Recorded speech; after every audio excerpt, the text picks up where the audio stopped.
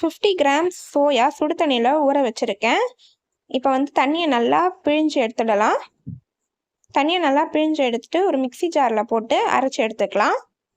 தண்ணிலாம் வந்து ஊற்றாம தான் அரைக்கணும். தண்ணியை நல்லா பிழிஞ்சு எடுத்துட்டு இப்போ ஒரு கடாயில் 3 டேபிள் ஸ்பூன் எண்ணெய் ஊற்றிக்கலாம். எண்ணெய் நல்லா சூடானதும் 2 கிராம்பு, ஒரு பட்டை, 2 பிரிஞ்சி இலை,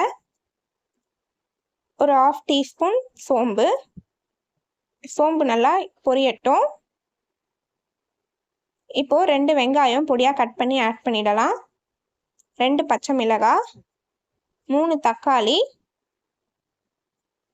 தேவையான அளவு உப்பு, 1 டேபிள் ஸ்பூன் இஞ்சி பூண்டு பேஸ்ட். இப்போ வெங்காயம் தக்காளிலாம் நல்லா வதங்கட்டும்.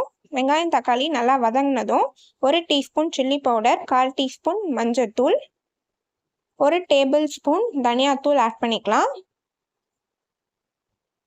இப்போ நல்லா மசாலாவை மிக்ஸ் பண்ணி விட்டுட்டு 1 டம்ளர் தண்ணி ஊற்றிக்கலாம். தேவையான அளவு உப்பு. இப்போ மசாலா நல்லா குக் ஆகட்டும்.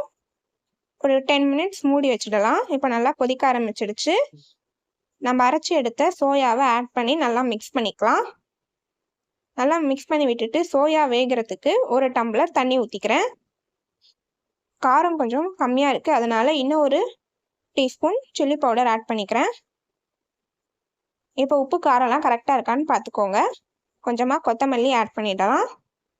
ஆட் பண்ணிவிட்டு இப்போ நம்ம இதை மூடி வச்சிடலாம். சோயா நல்லா வேகட்டும். ஒரு 20 மினிட்ஸ் லோ சிம்மில் வச்சு மூடி வச்சுடுங்க. ஒரு 20 மினிட்ஸ் நல்லா வேகட்டும். சோயாவோட ரா ஸ்மெல்லாம் போய் மசாலாவோட அப்போ தான் வந்து நல்லா குக் ஆகியிருக்கும். இப்போ நல்லா குக் ஆகிடுச்சு. ஒரு 1/4 டீஸ்பூன் பெப்பர் ஆட் பண்ணிக்கலாம். இப்போ நம்ம சோயா வடகரி ரெடி ஆகிடுச்சு.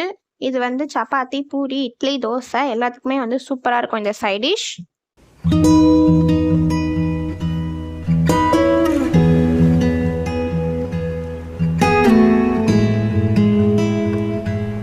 நீங்களும் ட்ரை பண்ணி பாருங்கள். ட்ரை பண்ணி பார்த்துட்டு கமெண்ட் பண்ணுங்கள். உங்களுக்கு இந்த வீடியோ பிடிச்சிருந்துச்சுன்னா லைக் பண்ணுங்கள், ஷேர் பண்ணுங்கள், சப்ஸ்கிரைப் பண்ணுங்கள். பாய் பாய்.